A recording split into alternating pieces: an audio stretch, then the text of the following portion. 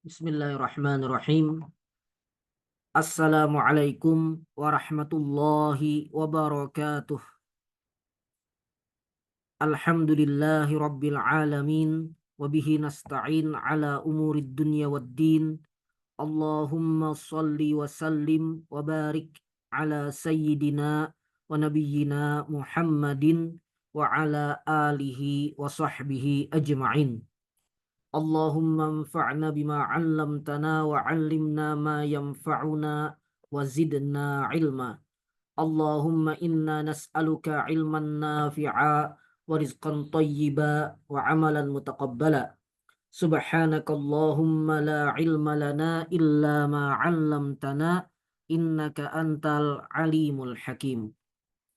Qala Allah ta'ala fi kitabihil karim وما كان المؤمنون وما كان المؤمنون لينفروا كافة فلولا نفر من كل فرقة منهم طائفة ليتفقهوا في الدين ولينذروا قومهم إذا رجعوا إليهم لعلهم يحذرون وقال تعالى يرفع الله الذين آمنوا منكم والذين أوتوا العلم درجات.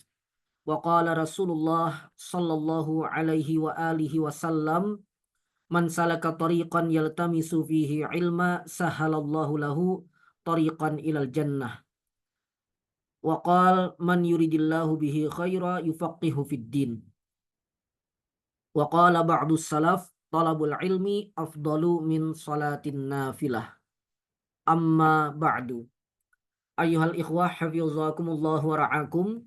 Alhamdulillah kita malam ini kembali bisa berjumpa dalam kajian kitab Ihkamul Ahkam Syarah Umdatil Ahkam. Ihkamul Ahkam Syarah Umdatil Ahkam karya Al-Imam Al-Faqih Ibnu Daqiq Al-Aid Asy-Syafi'i rahimahullahu ta'ala. Dan ini sebagaimana antum ketahui adalah syarah dari kitab hadis, kumpulan hadis ahkam, yaitu Umdatul Ahkam. Umdatul Ahkam min kalami khairil anam karya Al-Imam Al-Hafiz Abdul Ghani Al-Maqdisi Al-Hambali. Nah, jadi kitab hadisnya atau kumpulan hadisnya ini dikumpulkan oleh seorang ulama bermadzhab Hambali, Al-Imam Al-Hafiz Abdul Ghani Al-Maqdisi, dan disyarah oleh ulama bermazhab Syafi'i, yaitu Al-Imam Al-Faqih Al-Mujtahid Taqiyuddin Ibnu Daqiq Al-Aid Asy-Syafi'i. Dan kita sudah masuk pada pertemuan ketiga dan masih membahas hadis yang pertama, yaitu hadis innamal a'malu binniyat.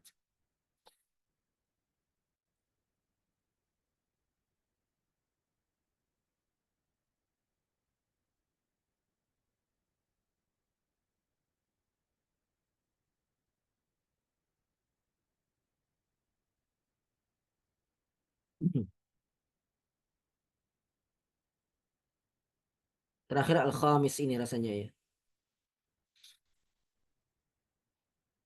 Kullu dzalika yuradu bihi anna qiwama hadhil asya'i bihadhihi al-umur.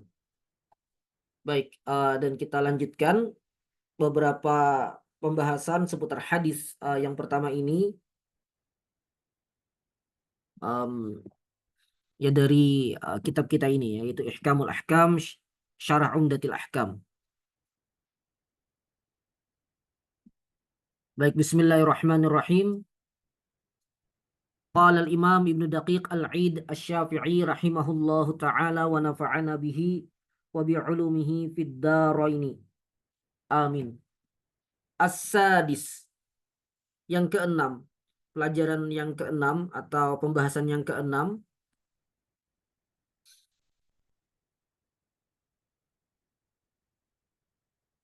Qauluhu sallallahu alaihi wasallam, sabda Nabi Muhammad sallallahu alaihi wasallam, wa innama likulli imri'in ma nawa, wa innama likulli imri'in ma nawa.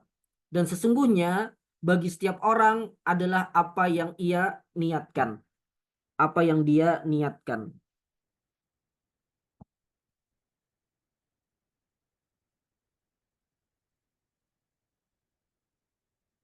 Yaqtabi ini berkonsekuensi anna man nawa syai'an yahsulu lahu, bahwa siapa saja yang meniatkan sesuatu maka apa yang dia niatkan itu uh, terwujud atau berhasil dia dapatkan atau bisa dia dapatkan.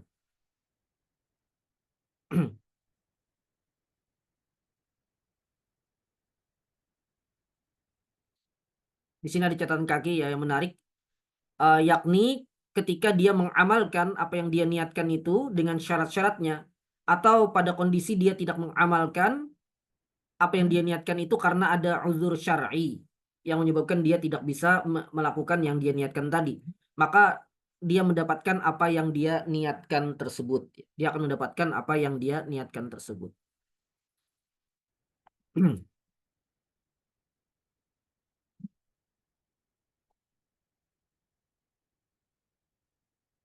Wa kullu ma lam yanwihi lam yahsul lahu. Dan semua yang tidak ia niatkan maka tidak dia dapatkan, tidak dia dapatkan.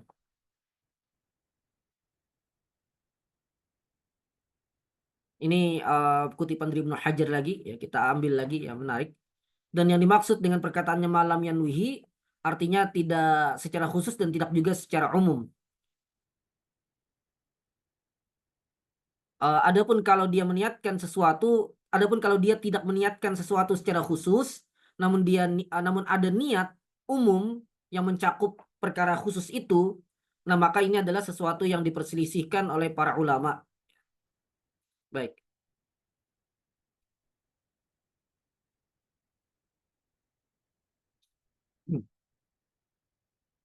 Kita lanjutkan dulu.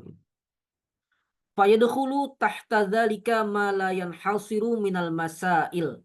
Maka masuk di bawah hal itu persoalan-persoalan yang tidak terbatas, ya. Persoalan-persoalan yang tidak terbatas.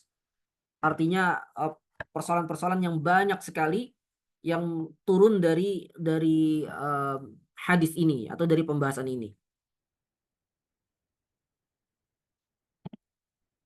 Wa min hadza, dan berdasarkan ini azzamu hadzal hadis. Para ulama mengagungkan hadis ini. Para ulama mengagungkan hadis ini. Faqala ba'duhum, sebagian ulama berkata, yadkhulu fi hadisi al-a'mal bin niyat, masuk ke dalam hadis al-a'mal bin niyat sulusul ilm, sepertiga ilmu. Sepertiga ilmu. Masuk ke dalam hadis ini, kata sebagian ulama tadi, sepertiga ilmu. Dan yang dimaksud dengan sebagian ulama itu adalah misalnya adalah Imam Abdurrahman ibn Mahdi, salah satu ulama hadis ya, besar. Kemudian Asy-Syafi'i, Ahmad, Ali bin Al-Madini, Abu Dawud, Ad-Daraqutni, Al-Kinani, dan lainnya. Nah, kemudian Imam Al-Baihaqi rahimahullah ta'ala menjelaskan apa sih yang dimaksud dengan sulusul ilm atau sulusul Islam. Sepertiga ilmu ini apa sih maksudnya? Nah, beliau katakan bahwa perbuatan hamba kasbul abad itu terjadi pada tiga aspek. Kolbunya, hatinya, kemudian yang kedua lisannya, dan yang ketiga jawarihnya, anggota badan ya, aktivitas kita dengan tangan, kaki, dan anggota badan kita. Kalau lisan itu kan perkataan maksudnya. Nah, jadi perbuatan manusia itu pada tiga aspek tersebut ya, pada tiga aspek tersebut, dan niat ini adalah salah satu dari tiga aspek tadi, yaitu qalb, yaitu qulub. Dan bahkan ia adalah arjahuha, ya, bahkan dia yang paling kuat. Dia paling kuat. Mengapa paling kuat? Karena niat itu bisa menjadi ibadah tersendiri yang mendapatkan pahala hanya karena niatnya. Sedangkan selainnya perlu pada niat yang tidak berpahala tanpa niat. Maka hadis innamal a'malu binniyat, sepertiga ilmu, adalah bisa dilihat dari sisi itu ya. Bisa dilihat dari sisi itu. juga bisa dilihat dari sisi bahwa ya hadis al-a'mal bin niat ini masuk ke dalam banyak sekali masail fikih, ya persoalan-persoalan fikih. Bukan cuma ibadah. Ibadah pun masuk pada pembahasan taharah, masuk pada pembahasan salat, puasa, zakat, haji dan lain-lain. Dalam muamalah juga masuk, dalam pernikahan juga masuk, dalam apa dalam banyak hal yang lain juga masuk ya. Cakupan dari hadis al-a'mal bin niat ini. Maka tadi azzamu hadzal hadis. Para ulama mengagungkan, menganggap besar hadis ini ya.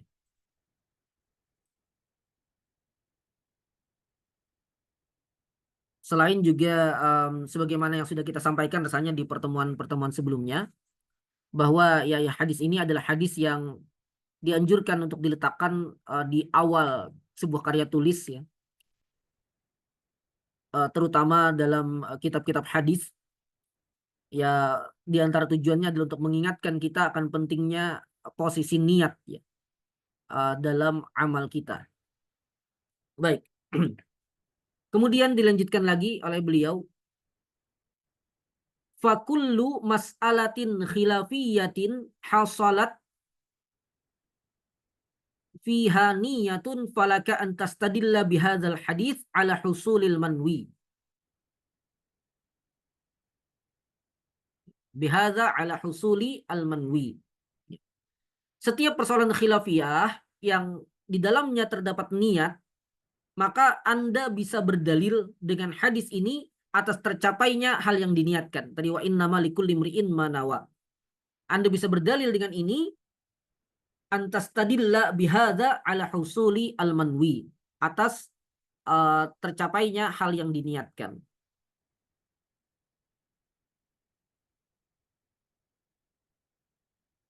Wa kullu mas'alatin, dan setiap persoalan, kita lihat di bawah, di dalam salah satu naskah ini ada tambahan khilafiyah. Wa kullu mas'alatin khilafiyatin gitu ya. Menurut sebagian apa manuskrip ya. Lam yahsul fiha niyah, yang tidak terdapat di dalamnya niat, falaka antas tadilla, maka Anda juga bisa berdalil bihadza, dengan hadis ini atau dengan redaksi ini tadi, ala adami husuli ma waqa'a fihin niza', atas tidak terwujudnya atau tidak tercapainya perkara yang diperselisihkan tersebut ya. Perkara yang sedang diperselisihkan tersebut. Jadi dari redaksi wa innama likulli imri'in ma nawa ya. Wa innama likulli imri'in ma nawa.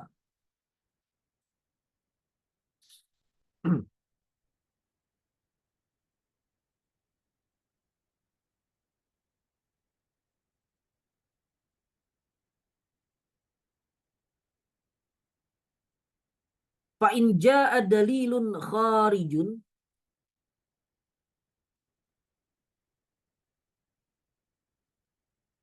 ya, fa in jaa dalilun kharijun yaqtadi annal manwiya la yahsul. Dan jika ada dalil luar ya, maksudnya dalil selain dalil ini, ada dalil lain gitu ya. Di salah satu naskah disebut dalilun min kharij ya, yang menunjukkan bahwa hal yang diniatkan itu tidak tercapai, atau anna ghairal manwi, bahwa perkara yang tidak diniatkan itu tercapai, yahsulu wa kana rajihan, dan ia rajih,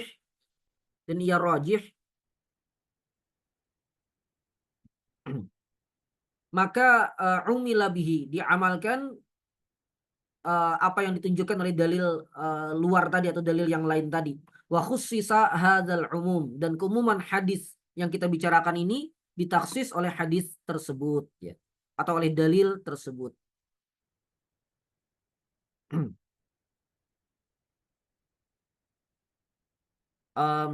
Dan di sini ada catatan dari As-Sun'ani ya. Ada catatan dari As-Sun'ani dalam apa syarahnya. Ka'annahu arada bihi wa kana salihan litakhsis. Seakan beliau ketika menyebutkan wa kana rajihan ini Maksudnya adalah bahwa dalil itu layak untuk memberikan taksis, layak untuk mentaksis.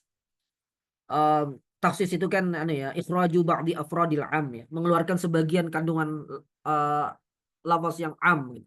Yang seandainya tidak ada taksis ini, maka uh, lafaz itu mencakup semuanya. Namun ketika dikeluarkan maka tidak termasuk lagi, gitu. Maka tidak termasuk lagi, itu kan taksis, ya. Um, nah, jadi kata As-San'ani yang dimaksud dengan rajih di sini maksudnya adalah salih lit taksis, bisa digunakan untuk mentaksis. Artinya dalilnya layak untuk mentaksis. Wa illa, kalau bukan itu, fala ta'aruda bainal khas wal am, tidak ada ta'arud antara dalil yang khas dengan dalil yang am sampai harus dirojihkan antara keduanya.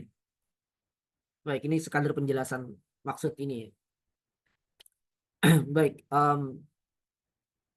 ada banyak pelajaran, ya. Tadi sebagian sudah kita jelaskan dari poin ke-6 yang beliau sebutkan ini, ya.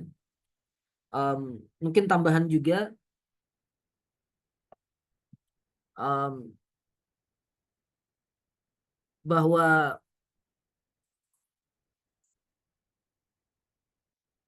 menurut Imam Ahmad, ya,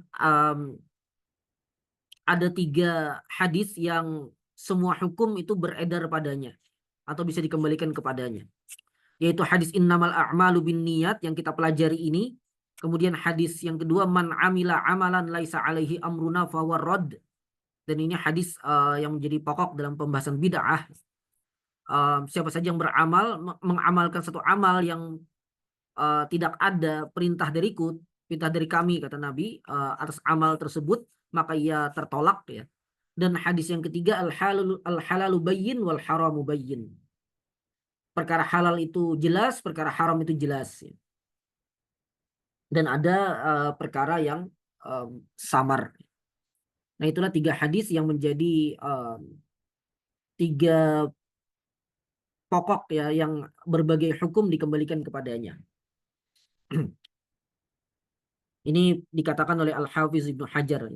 Dikatakan oleh Ibnu Hajar dalam Fathul Bari. Kemudian tadi bahwa kalau ada dalil kharij yang menunjukkan bahwa yang diniatkan itu tidak tercapai atau yang tidak diniatkan itu tercapai, maka diikutkan pada dalil tersebut selama ia memang bisa mentaksis hadis ini. Nah, dan memang ada perkara-perkara berdasarkan dalil-dalil yang lain, ada perkara-perkara yang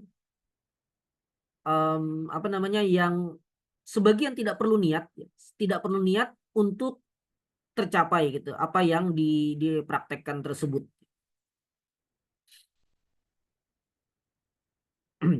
Misalnya zikrullah, ya, berzikir kepada Allah seperti tasbih. Nah, dikatakan bahwa ini tidak perlu pada niat. Karena apa? Karena ia yatamayyazu binafsih. Jadi niat itu dijelaskan oleh para ulama, tujuannya adalah satu, membedakan antara ibadah dengan adah, dan yang kedua membedakan antara satu ibadah dengan ibadah yang lain, ya. Membedakan antara ibadah dengan adah.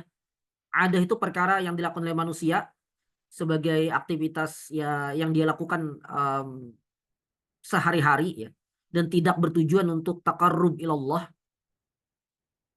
tidak bertujuan untuk mendekatkan diri kepada Allah, untuk menghambakan diri kepada Allah, dan ia adalah lawan dari ibadah. Nah, jadi niat itu diperlukan pada amal yang ada keserupaan, ya, dalam surahnya, dalam prakteknya, dalam bentuknya, antara ibadah dengan adah. Contohnya mandi. Mandi ada mandi ibadah, ada mandi adah.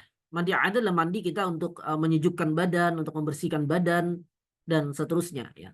Sedangkan mandi ibadah ada mandi wajib karena junub atau karena haid, misalnya selesai haid, misalnya perempuan, atau juga mandi-mandi sunnah seperti mandi Jumat dan lain-lain.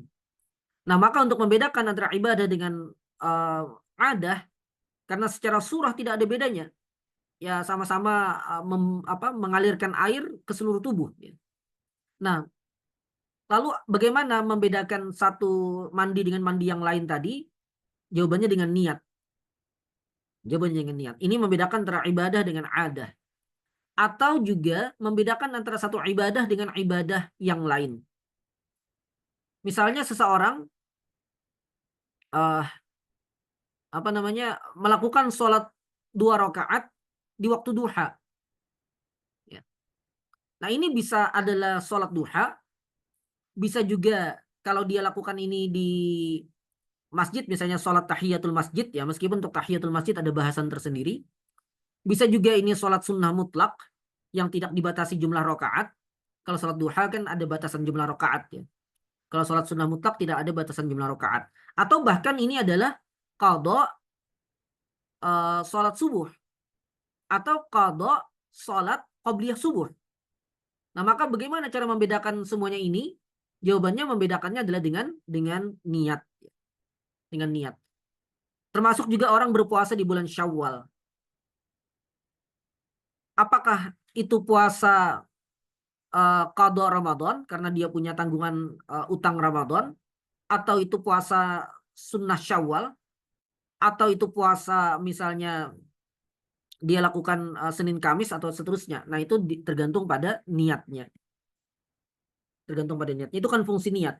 Nah, adapun pada perkara ketaatan yang tidak ada keserupaan dengan yang lain, tidak ada keserupaan dengan yang lain, maka tidak memerlukan niat agar ia terwujud. Ya. Jadi meskipun tidak diniatkan, ia terwujud. Ya, tadi contohnya adalah zikrullah. Karena zikrullah itu dia sudah beda sendiri. Maka tidak ada kesamaannya dengan yang lain. Karena itu tidak disyaratkan niat. Kemudian yang juga tidak disyaratkan niat, misalnya dalam muamalah, talak, pernikahan, dan lain-lain, ketika itu diucapkan dengan lafaz yang sharih. Ketika itu diucapkan dengan lafaz yang sharih, maka tidak perlu niat. Adapun kalau dengan lafaz yang uh, mengandung kemungkinan, misalnya talak, ya, mengandung kemungkinan talak atau tidak, maka perlu niat. Maka perlu niat. Kemudian juga misalnya dalam menghilangkan najis, izalatun najasah. Misal ada pakaian yang terkena najis, kemudian dia jatuh ke wadah air yang berjumlah banyak, ya, dia 2 kullah ke atas, kemudian hilang najisnya, maka pakaian itu menjadi suci. Padahal ini kan bagian dari toharah, ya. Pakaian ini menjadi suci meskipun tidak diniatkan karena sudah jatuh gitu. Atau kita celana kita terkena kencing kucing misalnya, ya, najis. Kemudian kita misalnya masih di jalan, kita mau pulang ke rumah, ternyata pada saat kita pulang di perjalanan itu kehujanan. Kemudian hilang kencing najisnya karena air hujan. Maka pakaian kita suci, pakaian kita menjadi tidak bernajis lagi. Celana kita tidak menjadi bernajis lagi, padahal kita tidak niatkan itu. Nah, ini contoh perkara-perkara yang terwujud meskipun tidak ada niat, ya, meskipun tidak ada niat. Baik, namun tadi secara umum berdasarkan hadis ini bahwa apa yang seseorang yang meniatkan sesuatu maka tercapai sesuai dengan yang dia niatkan tadi. Dan kalau dia tidak niatkan maka tidak tercapai atau tidak terwujud atau tidak mendapatkan apa yang tidak dia niatkan.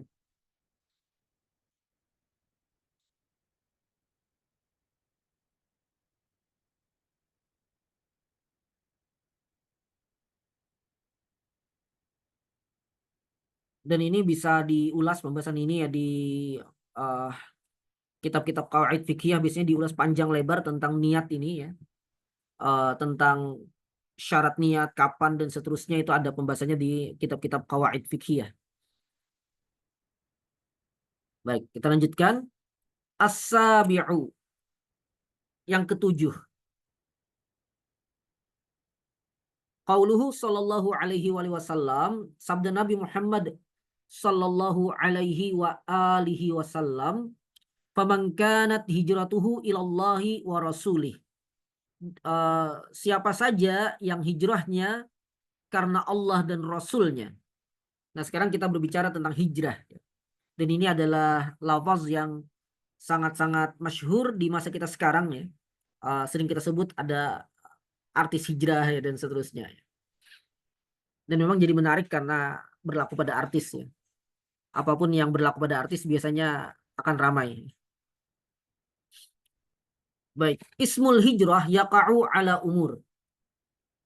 Kata hijrah itu berlaku pada beberapa perkara.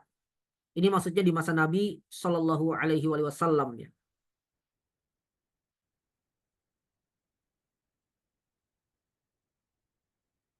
Hijrah sendiri secara bahasa artinya adalah meninggalkan ya, meninggalkan. Dan hijrah kepada sesuatu artinya dia berpindah kepada sesuatu itu hal sebelumnya, dari hal sebelumnya. Itu makna hijrah ya, secara bahasa gitu. Adapun secara syariat, salah satu makna hijrah itu adalah tarku ma nahallahu anhu, meninggalkan hal yang dilarang oleh Allah. Baik, sebelum terlalu jauh kita lihat teks kita dulu. Yaqa'u ala umur. Al hijratul ula ini hijrah yang berlaku em, di masa Nabi ya, 1 sampai 4 nantinya. Yang pertama adalah al hijratul ula, hijrah yang pertama yang berlaku pada para sahabat, yaitu ilal Habasyah, ke Ethiopia ya, negara di Afrika yang dipimpin oleh Najasyi. Indama azal kuffaru as-sahabata, ketika orang-orang kafir menyakiti para sahabat, terutama para sahabat yang lemah ya, radhiyallahu anhum di Makkah ya, di Makkah. Jadi karena sudah mulai dakwah Nabi Shallallahu Alaihi Wasallam disampaikan secara terbuka, kemudian mulailah orang-orang kafir ini, orang-orang kafir Quraisy menyiksa sebagian sahabat ya. Dan siksaan ini mengikuti struktur sosial di masa itu ya. Jadi bukan sembarangan juga. Dan kita tahu struktur sosial kemasyarakatan di Makkah saat itu adalah kepemimpinan kabilah-kabilah. Jadi sebenarnya tidak ada pemimpin Makkah secara mutlak ya. Karena mereka dikuasai oleh masing-masing kabilah, masing-masing suku. Meskipun ada yang memang karena pengaruhnya sangat kuat, kemudian ia dianggap sebagai ya tokoh utama misalnya di masyarakat Makkah saat itu. Misalnya seperti kakek Nabi Abdul Muttalib misalnya. Namun pada dasarnya ya Abdul Muttalib itu pemimpin Bani Hashim. Adapun kabilah-kabilah lain mereka punya tokohnya sendiri sebenarnya. Sehingga kalau kita bicara penyiksaan ini, penyiksaan yang terjadi ini adalah penyiksaan masing-masing kabilah kepada orang-orang lemah yang ada di kabilah itu. Misalnya budak mereka. Jadi misalnya satu orang, mereka punya budak dan budaknya masuk Islam, maka budaknya disiksa. Atau ada yang bukan budak ya, misalnya seperti Yasir ya dan Sumayyah, yang Yasir bukan budaknya tapi beliau adalah um, orang yang lemah secara sosial ya, sehingga ya kemudian disiksa oleh suku yang selama ini menjadi naungan beliau. Kemudian Sumayyah mantan budak nih. Kemudian juga disiksa oleh kabilah yang beliau berwala kepada kabilah itu. Atau anak-anak muda dari kabilah-kabilah itu yang kemudian dihukum oleh para senior mereka, ayah atau ya tokoh-tokoh senior di kabilah mereka. Nah, sehingga mereka disiksa begitu. Jadi secara umum tidak ada silang gitu ya. Tidak ada misalnya kabilah apa gitu menyiksa atau menyakiti muslim dari kabilah lain gitu. Karena itu akan melahirkan permusuhan antar kabilah. melahirkan permusuhan antar kabilah. Makanya Nabi Muhammad SAW, beliau sebelum akhir-akhir masa dakwah di Makkah, beliau itu kan masih cukup aman ya. Beliau masih cukup aman karena apa? Karena suku beliau yang beriman maupun yang tidak beriman membela beliau. Lebih-lebih ketika masih ada tokoh besarnya yaitu Abu Thalib ya. Um, jadi Abu Thalib ini sebagai yang boleh dikatakan yang dituakan di Bani Hashim, beliau membela Nabi meskipun beliau sendiri tidak beriman. Beliau membela Nabi. Maka secara umum Nabi relatif cukup aman gitu. Baru nanti sepeninggal Abu Thalib, kemudian juga sepeninggal Khadijah ya, Nabi SAW lebih lebih berat kehidupannya di Makkah saat itu. Nah, jadi kembali orang-orang yang lemah ini kemudian hijrah ke Habasyah atas perintah Nabi Shallallahu Alaihi Wasallam. Nah, ini hijrah yang pertama. Kemudian al-hijratus tsaniyah, hijrah yang kedua adalah min Makkah ilal Madinah. Dari Makkah ke Madinah. Ini hijrah yang kita kenal ya. Yang kemudian menjadi standar penanggalan hijriyah juga. Dan juga menjadi lambang kemenangan umat Islam ya. Kemudian hijrah ketiga, al-hijratus tsalisah, hijrah ketiga, hijratul qabail ila Rasulillah sallallahu alaihi wasallam li ta'allumi syara'i' thumma yarji'una ilal mawatin wa yu'allimuna qaumahum.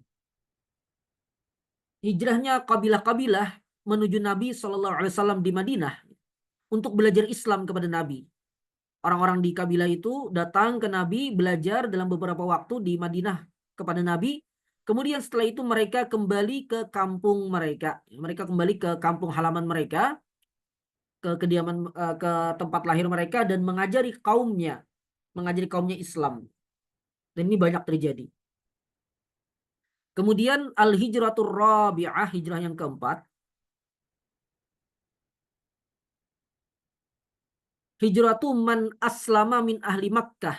Hijrahnya orang yang masuk Islam dari penduduk Makkah. Liya'tiya ilan Nabi sallallahu alaihi wasallam. Kemudian dia mendatangi Nabi sallallahu alaihi wasallam di Madinah. Summa yarji'a ila Makkah. Kemudian kembali lagi ke Makkah. Dan hijrah-hijrah ini kemudian selesai dengan terjadinya Fathu Makkah ya. Selesai dengan terjadinya Fathu Makkah. Makanya ada hadis ya. La hijrata ba'dal fatah. La hijrata ba'dal fatah. Tidak ada hijrah lagi setelah fatah, yaitu Fathu Makkah. Setelah Fathu Makkah.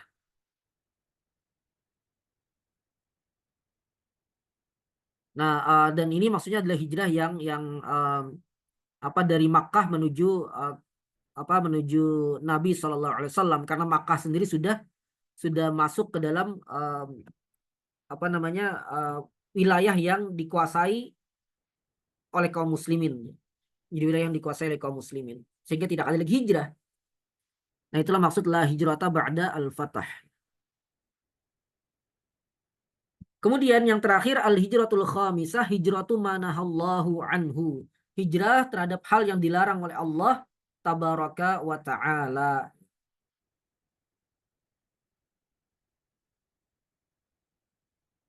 Sini ada tambahan dari Al-Iraqi. Ada hijrah lagi 3 di sini yang tidak disebutkan ya. Yaitu hijrah yang kedua ke Habasyah, karena para sahabat hijrahnya 2 kali ke Habasyah. Ini kata Al-Iraqi. Kemudian hijrah yang kedua, ini adalah hijrah, maksudnya dari 5 tadi ada tambahan 3 lagi ya menurut Al-Iraqi. Itu hijrah orang yang tinggal di negeri kafir, di biladil kufur, dan tidak mampu untuk menampakkan agama, menampakkan Islam. Maka wajib baginya untuk hijrah ke negeri Islam. Ya, hijrah ke negeri Islam. Dan ini perlu dikontekstualisasi ya, karena di masa sekarang ini saya pernah menyampaikan dalam sekian kesempatan apa yang termaktub di kitab dan di sejarah ya, di masa lalu, di mana secara umum orang yang tinggal di Darul Islam itu bisa menampakkan syiar-syiar Islam dan syiar-syiar kekufuran dilarang, diredupkan. Makanya saya berani mengatakan bahwa um, ahlu zimmah, kafir zimmi di masa lalu itu penduduk kelas 2. Jadi tidak ada kesetaraan penduduk antara muslim dengan non-muslim. Mereka memang dijamin. Mereka memang dijamin apa nyawa, harta dan kehormatannya dijamin oleh kaum muslimin, tapi mereka tidak setara sebagai warga negara dengan sesama kaum muslimin. Ada banyak penjelasan hal-hal yang dibatasi pada mereka, dan yang jelas ya mereka tidak boleh mensyiarkan agama mereka yang kufur itu. Mereka boleh beribadah di tempat khusus mereka, tapi tidak boleh mensyiarkan seperti di masa kita. Gitu. Dan berbeda dengan Islam, ya, berbeda dengan Islam. Jadi ya berbeda gitu ya. Dan itu yang kemudian mau diubah saat ini dengan konsep fikih muwatanah, ya fikih kebangsaan, yang menyatakan bahwa Muslim dan non Muslim itu setara dalam konteks berbangsa dan bernegara, dan ini menyelisihi fikih terdahulu ya. Tapi menyelisihi fikih terdahulu itu belum tentu salah ya. Bisa benar, bisa salah, tergantung tinjauan fikihnya. Nah, adapun sebaliknya di negeri kufur di masa lalu, di darul kufur di masa lalu, syiar Islam tidak bisa dilakukan, bahkan menampakkan agama sih tidak bisa. Salat kalau ketahuan habis gitu. Puasa dilarang segala macam. Umumnya begitu. Umumnya begitu. Nah, di masa sekarang tentu sangat berbeda ya. Sebutlah negara-negara kafir saat ini, misalnya Amerika, Prancis, Inggris segala macam, syiar Islam nampak sekali di sana. Masjid banyak. Masjid banyak. Orang bisa sholat di sana. Orang bisa puasa Ramadan. Dan berbagai hal lainnya. Sebaliknya di negeri Islam ya, seperti Indonesia, Malaysia dan lain-lain, ya Indonesia lah kita sebut ya supaya tidak menyebut negara lain ya. Indonesia misalnya syiar-syiar kekufuran nampak sekali ya. Nampak sekali syiar-syiar kekufuran. Di akhir tahun kita akan temukan berbagai simbol ya. Berbagai simbol yang menunjuk bahkan di berbagai tempat keramaian. Yang ini kalau di masa lalu tidak akan pernah ada. Nah, perintah hijrah yang ada di sini kan konteksnya adalah kalau orang Islam tadi tidak bisa menampakkan keislamannya di negeri kafir, ya, maka wajib baginya untuk hijrah selama dia mampu. Nah, kemudian hijrah yang ketiga di sini adalah hijrah ke Syam di akhir zaman, inda zuhuril fitan. Ini kata Al-Iraqi. Hijrahnya umat Islam ke negeri Syam di akhir zaman ketika munculnya fitnah. Wallahu a'lam. Ya. Ini jadi kata beliau tambah 3 ini.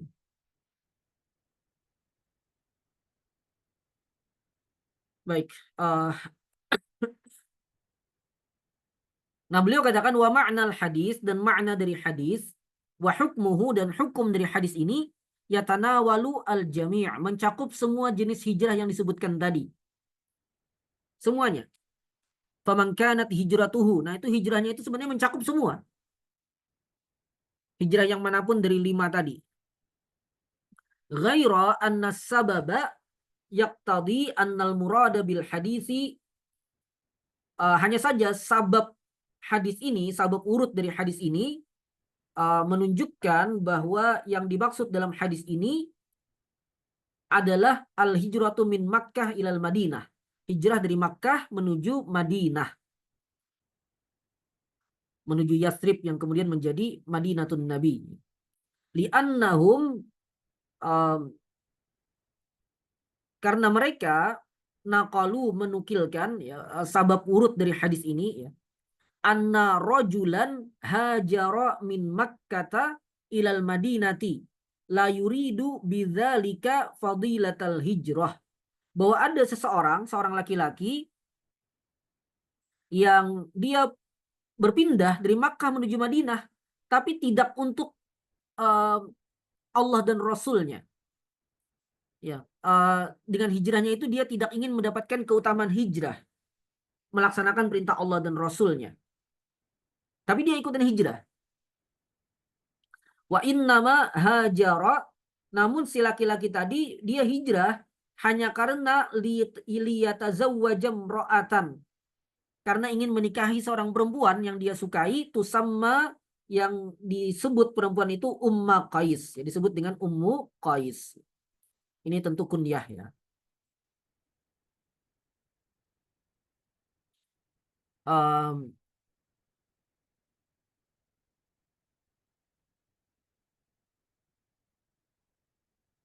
yang disebut dengan Ummu Qais. Fasummiya, maka dia tadi, si laki-laki tadi, disebut dengan Muhajir Ummi Qais.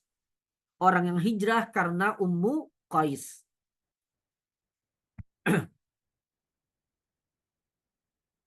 Walihada, dan karena itu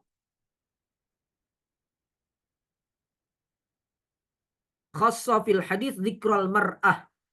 Hadis ini mengkhususkan penyebutan perempuan duna sairimatun wa bihi al hijrah, tanpa menyebutkan, atau mayunwa di sini ini. Mayunwa bihi al hijrah, tanpa menyebutkan niat-niat lain untuk hijrah tersebut, min afradil aghradi ad-dunyawiyah, dari berbagai tujuan-tujuan duniawi. Um, jadi disebutkan secara khusus perempuan ya, dalam dalam hadis ini, salah satu alasannya adalah karena sabab urut dari hadis ini memang terkait dengan seorang laki-laki yang hijrah karena ingin menikahi perempuan itu. Makanya dikatakan awimra'atin yatazawwajuha.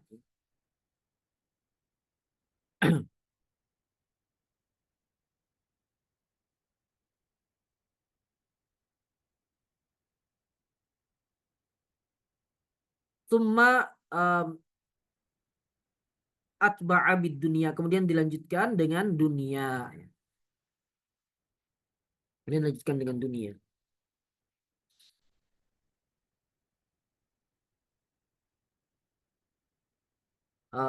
Baik.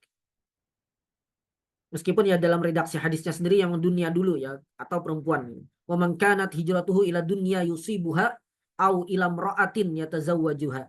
Jadi dunia kemudian perempuan. Namun yang jelas mengapa disebutkan perempuan secara khusus dalam hadis ini, ya karena memang sabab urut hadis memang terkait dengan itu. Sabab urut hadis terkait dengan hal tersebut. Hanya saja tadi cakupan hadis sebenarnya mencakup semua hijrah, semua jenis hijrah. Tinggal sedikit ya, kita coba selesaikan saja. Mudah-mudahan bisa.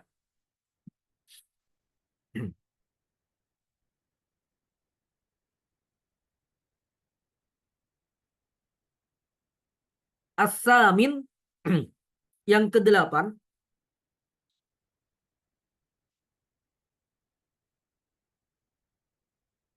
al-muqarraru inda ahli al-arabiyah, konsep yang diterima, yang ditetapkan menurut ahli bahasa Arab, anna syarata wal jazaa wal mubtada'a wal khabar la budda an yataghayyara, bahwa syarat dan jaza serta mubtada dan khabar ini harus berbeda.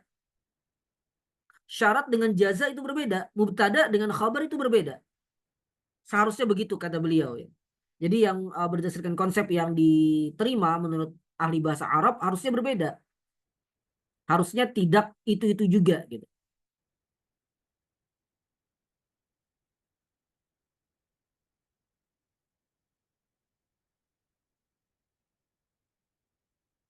Baik. Wahahuna, dan di hadis ini waqa'al ittihadu fi qaulihi sallallahu alaihi wasallam, dan di hadis ini ada kesamaan ya, antara syarat dengan jazanya.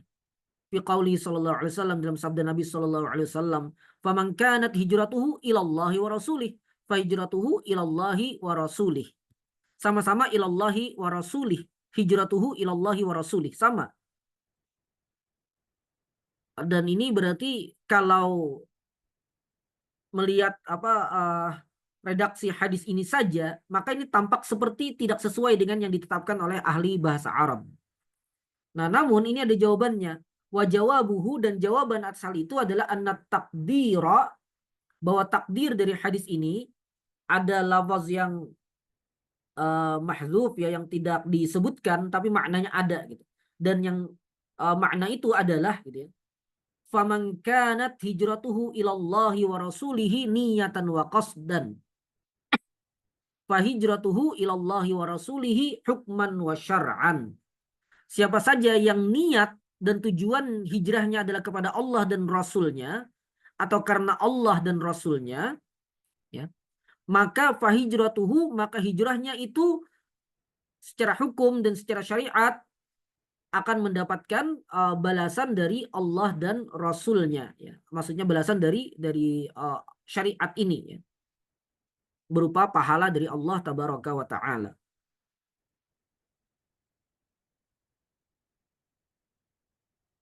Baik, jadi berbeda tetapnya, berbeda gitu.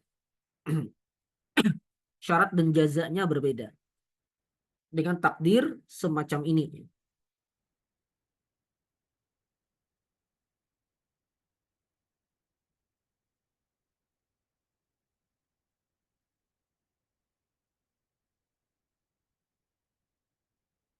Baik.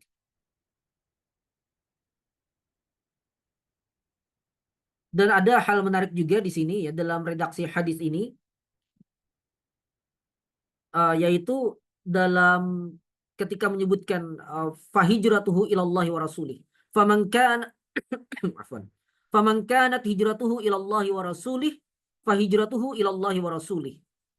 Tetap disebutkan ilallahi wa rasulih. Sedangkan wa man kanat hijratuhu ila dunya yusibuha au ila imra'atin yatazawwajuha fahijratuhu ila, nah itu tidak diulang lagi dunya yusibuha dan seterusnya, tapi langsung ila ma hajara ilaih.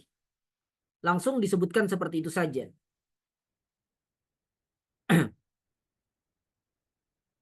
um, dan ini hal semacam ini adalah pengagungan kepada tujuan hijrah tadi karena Allah dan Rasulnya. Jadi disebutkan redaksinya secara langsung dan bukan sekadar kata ganti saja, tapi langsung disebutkan ya Allah dan Rasulnya. Dan itu adalah bentuk pengagungan atas atas hijrah yang dilakukan karena Allah dan Rasulnya. Sebaliknya, ketika disebutkan ilama hajara ilaih saja, ini sebagai bentuk penghinaan gitu, kepada orang yang hijrah karena niat-niat yang buruk tadi atau niat-niat tidak karena Allah tadi.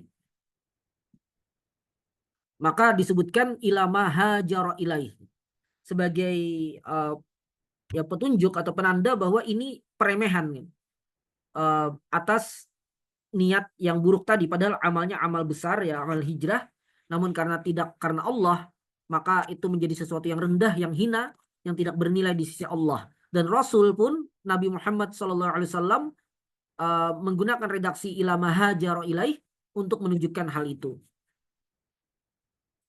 Baik. Selanjutnya yang ke-9, at-tasi' syara'a ba'dul mutaakhirin, sebagian ulama mutaakhirin min ahlil hadis, dari ulama hadis, syara'a ya masuk melakukan fi tasnifi asbabil hadis, menulis kitab sebab-sebab hadis, atau maksudnya sabab urut hadis ya, asbab urudil hadis.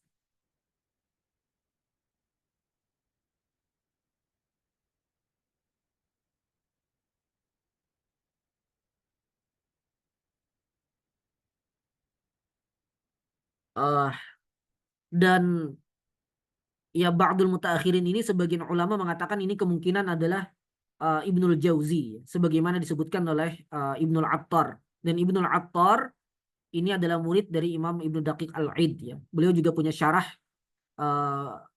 Umdatul Ahkam ya, yaitu Al-Uddah fi Syarah Al-Umdah. Sudah pernah saya sampaikan ya. Dan beliau menyebutkan apa yang menulis asbabul hadis, asbabul wurudil hadis dan semisalnya ini diantaranya adalah Ibnul Jauzi, adalah Ibnul Jauzi. Dan ini yang kemungkinan dimaksud oleh Imam Ibnu Daqiq Al-Id. Ya. Karena Ibnu Attar sering menjelaskan apa yang dimaksud oleh Imam Ibnu Daqiq Al-Id ya, yang tidak beliau jelaskan secara tidak beliau sebutkan secara jelas, kemudian diperjelas oleh Ibnul Attar. Wallahu a'lam. Nah, jadi ada ulama yang kemudian menulis sabab urut hadis ya. Kama sunnifa fi asbabin nuzul lil kitabil aziz. Sebagaimana telah ditulis sebelumnya karya-karya tulis tentang asbabun nuzul lil kitab al aziz, sebab turunnya ayat.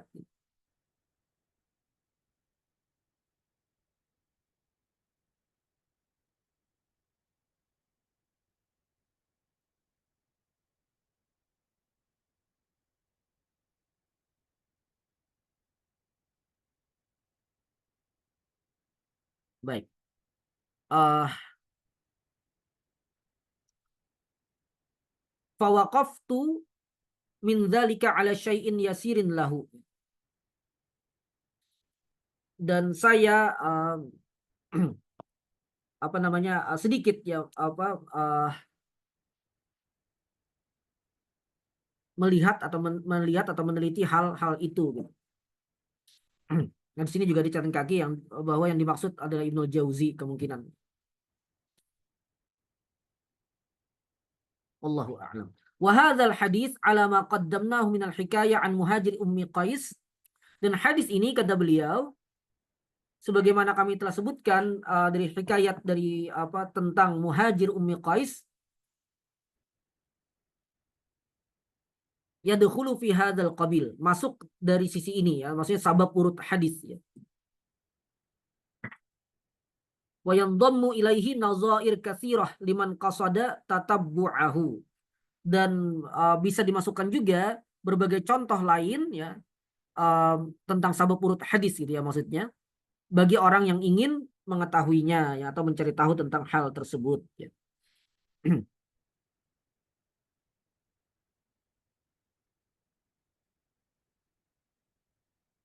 Nah, Al-Hafiz As-Suyuti, Imam As-Suyuti Al-Hafiz dalam Al-Itqan beliau mengatakan di antara faedah mengetahui sabab urut hadis di antaranya adalah mengetahui sisi hikmah dari pensyariatan hukum.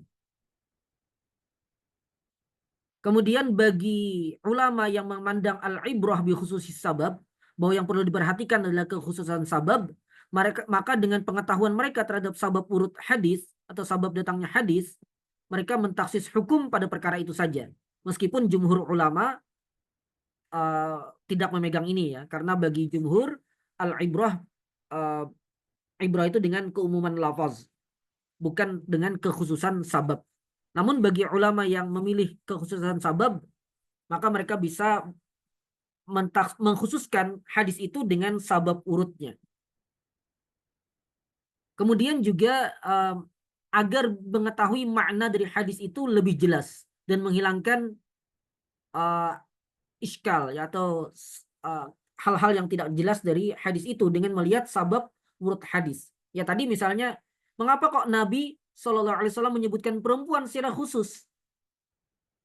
Ada memang berbagai penjelasan, tapi salah satu penjelasan yang paling jelas adalah bahwa hadis ini memang berkaitan dengan Muhajir Ummi Qais. Maka jelas. Maka jelas. Wallahu a'lam. Jadi ya fungsinya sama ya. Sababun nuzul dengan sababul wurud ini fungsinya sama. Meskipun tetap ya, yang lebih diperhatikan adalah dalalatul alfaz ya. Jadi hukum itu ditunjukkan oleh lafaz itu dengan keumuman lafaznya, bukan kekhususan sebab nuzul atau sebab wurudnya. Namun tetap ada berbagai faedah yang bisa kita dapatkan dengan mengetahui sebab nuzul ayat Al-Quran atau sebab disampaikannya hadis Nabi Shallallahu Alaihi Wasallam. Dan itu kalau kita telaah, kita dalami betul-betul, maka semakin terang bagi kita gambaran din Islam ini secara utuh ya. Karena semakin kita faham nas-nas syar'i Al-Quran dan As-Sunnah ini semakin dalam, dan ketika kita katakan semakin dalam, maka termasuk di dalamnya adalah makna-makna lafaznya, termasuk juga di dalamnya sabab nuzul dan sabab urutnya tadi. Semakin dalam kita mengetahui hal itu, maka semakin jelas dan terang kepada kita apa yang ditunjukkan oleh Al-Quran dan As-Sunnah tersebut. Dan itu juga yang membedakan nanti antara satu ulama dengan ulama yang lain. Ya. Antara bagaimana mereka mengambil faedah dan hukum dari satu ayat atau satu hadis dengan ulama lain. Nah, itu salah satu pembedanya adalah wawasan yang semakin luas dan dalam terhadapnya. Dan sabab nuzul serta sabab wurud hadis masuk ke dalam hal ini. Wallahu a'lam. Terakhir yang ke-10, al-ashir yang ke-10, terakhir di kitab kita ini untuk hadis innamal a'malu binniyat. Farqun baina qaulina, perbedaan antara perkataan kami, man nawa syai'an lam yahsul lahu ghairuhu. Orang yang meniatkan sesuatu maka tidak mendapatkan selainnya tidak mendapatkan. Wa baina qaulina, dan dengan perkataan kami, man lam yanwi syai'a lam yahsul lahu. Siapa saja yang tidak meniatkan sesuatu, dia tidak mendapatkannya.